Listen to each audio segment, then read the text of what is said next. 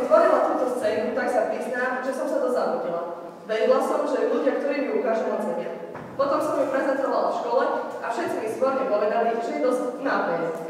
Ja im to však nemám za zle, naopak úplne s tými súhlasím. Koniec koncov, posúďte sami.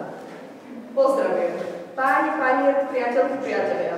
Poriadny program pochopiteľne požaduje pár popoludní prípravy. Preto predpokladám poriadnu podporu publika pri prednášaní. Poďme porozprávať príbeh. Petržalka, piatok. 4:30 popoludní. Peter pobehol po príbytku.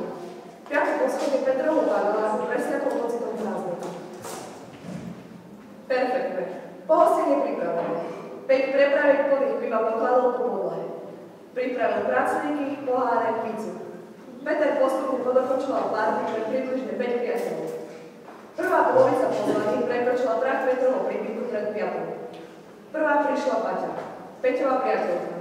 Potom prifúčal Patrick, presvedčený Patrick. Podporiť piatkovú pohodu prišiel Pavel, polský pristahovalec.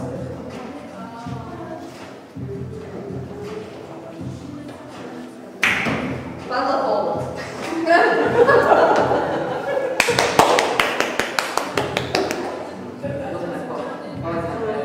Prečo ho? Skúsme pán, púšťam preto.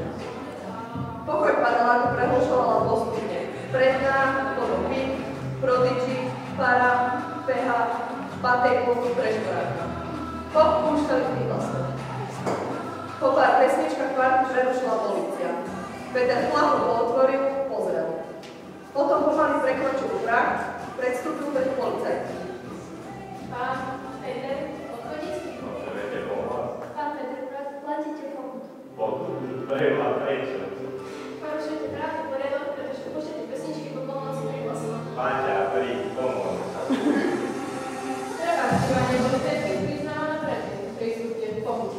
Pokutu predmetujte, prosím. Popijem? Poďme.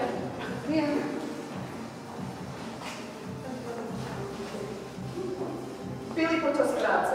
Pekne, pekne. Po pár koldecákoch poodchádzali poriadne podvrážené. Po 4:30 partia posedala pred Petrov panelák.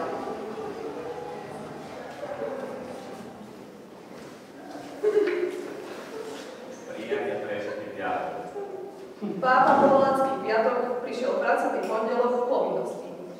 Potrebujem proste prežiť. Asi príčasno poznávam. Presnejšie povedané, pondelok prebehne pomaly, piatok prirýchlo. Petrov príklad predviedol pravdivý príbeh pekne prežitého piatku. Pochvála publikum, počúvalo pozorne. Predstavenie postráda pokračovanie, poprosil preto potlesk pre Petra, pre Paviela, pre Páciu, pre Paťu, pre policajtky, pre pomoc.